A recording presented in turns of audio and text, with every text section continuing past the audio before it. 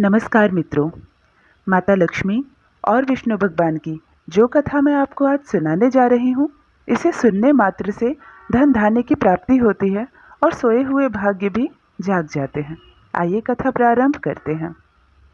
एक समय की बात है, विष्णु भगवान ने सोचा बड़े दिन हो गए, चलो धरती पर चला जाए, वहाँ के लोगों का रहन सहन देखता हूँ और थोड़ी अपनी ही बनाई दुनिया में घूम कर आता हूँ।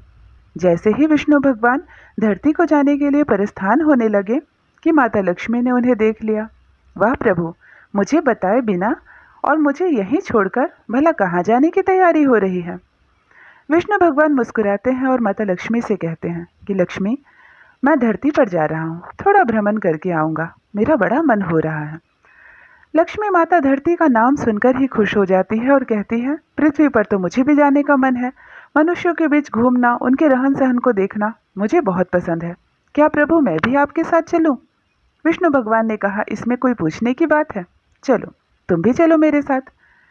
इस तरह विष्णु भगवान और लक्ष्मी माता धरती पर चले आते हैं, मनुष्य के रूप में आते हैं और इधर उधर विचरने लगते हैं। शाम का समय था, सूर्यास्त होने को था।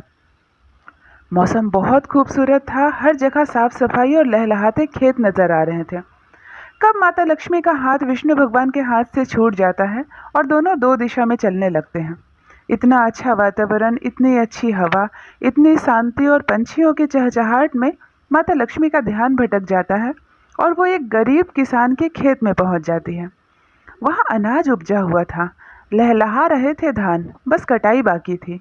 माता लक्ष्मी बहुत खुश होती है और दो चार धान के दाने तोड़कर अपने मुंह में डाल लेती है। नए नए उगे हुए धान को खाकर माता लक्ष्मी तृप्त होती है। तभी विष्णु भगवान की दृष्टि उन पर पड़ती है। अरे लक्ष्मी, मैंने तुमसे कहा था ना, धरती की किसी भी चीज़ को हाथ मत लगाना और कुछ मत खाना। ये तुमने क्या किया? तुमने इस किसान से पूछे बिना इसके खेत से चुरा कर अनाज खा लिए। माता लक्ष्मी ये बात सुनती है तो संकोच में पड़ जाती है। प्रभु, मुझसे तो गलती हो गई, लेकिन मुझे क्षमा कीजिए। अब मैं क्या करूं? कहिए तो उस किसान के घर में धन धान्य भर देती हूँ। विष्णु भगवान ने कहा, नहीं, तुमने चोरी की है। उस किसान से पूछे बिना उसके खेत से तुमने धान चुरा कर खाए हैं। इसीलिए तुम्हें 2 वर्षों तक उनके घर में काम करना होगा। काम करके तुम जब उनका कर्जा चुका दोगी, तब मैं तुम्हें विष्णु लोक वैकुंठ को वापस ले जाऊंगा। माता लक्ष्मी ने विष्णु भगवान को प्रणाम किया और कहा, ठीक है प्रभु, जो आपकी इच्छा है वैसा ही होगा। माता लक्ष्मी उस गरीब किसान के घर एक गरीब लड़की बनकर चली जाती है। दरवाजे को खटखटाती है। उस गरीब किसान का नाम जगत था, जो अपनी 2 बेटियों के साथ और अपनी पत्नी के साथ घर पे रहता था।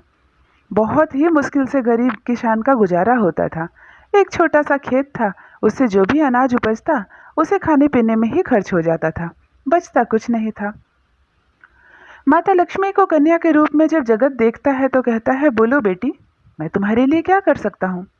माता लक्ष्मी उसे प्रणाम करती है और कहती है, मैं एक बहुत गरीब लड़की हूँ, मेरे माता पिता नहीं हैं और इस दुनिया में मेरा कोई नहीं। जहाँ जाती हूँ लोग तिरस्कार करते हैं। क्या मैं आपके घर रह सकती हूँ? मुझे थोड़ा सा भोजन और पहनने के लिए कपड़े दे देना, उसके बदले मैं आपके घर का और खेतों का सारा काम कर दूंगी। जगत एक दयालु किसान था। उसने कहा, बेटी, मेरी पहले से 2 बेटियां हैं, सोचूंगा मेरी 3 बेटी हैं। आ जाओ, यहाँ तुम सुरक्षित भी रहोगी और तुम्हें खाना भी मिलेगा।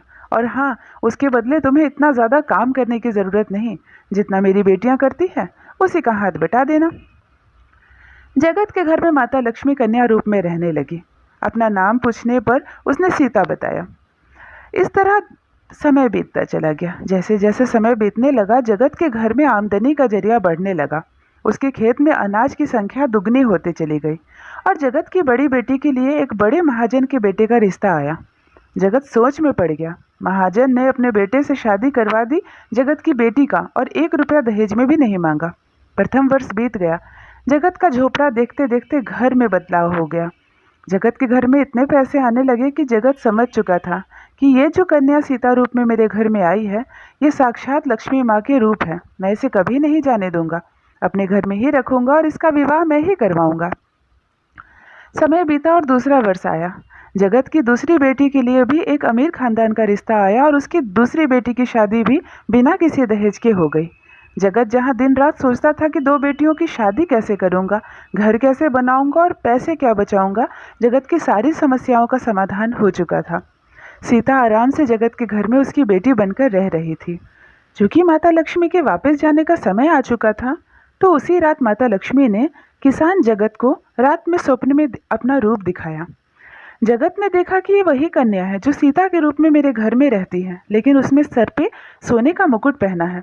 वो माता लक्ष्मी के रूप में वो प्रकट होती है स्वप्न में और कहती है, हे किसान, तुम धन्य हो। तुमने 2 वर्ष तक मेरी रक्षा की, मुझे भोजन दिया, लेकिन तुमने मुझ पर जो किया है, जो खर्च किया है, वो मैंने ही चुकाया है। मैंने तुम्हारे खेत से कुछ दाने अनाज के खा लिए थे, जिसका कर्ज मैं चुका रही थी। तुम्हारा बहुत बहुत धन्यवाद। अब मेरे जाने का समय आ गया है। ऐसा कहकर माता लक्ष्मी आशीर्वाद देती है और चली जाती है। सुबह जब जगत सोकर उठता है तो वो सीता के कमरे में जाता है, जहाँ वो बिछाकर जमीन पर सोती थी, लेकिन अब वो वहाँ नहीं थी। वहाँ 2 चरण पादुकाएं थी, लाल रंग की। जगत समझ जाता है, जो सीता के रूप में मेरे घर में आई थी वो साक्षात लक्ष्मी माता थी।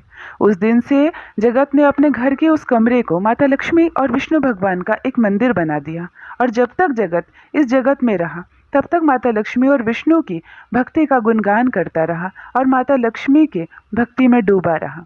इस तरह पूरे गांव में जगत माता लक्ष्मी और विष्णु भगवान के भक्त के नाम से प्रचलित हुआ और इस लोक में सुख भोग कर अंत में वैकुंठ धाम को प्राप्त किया।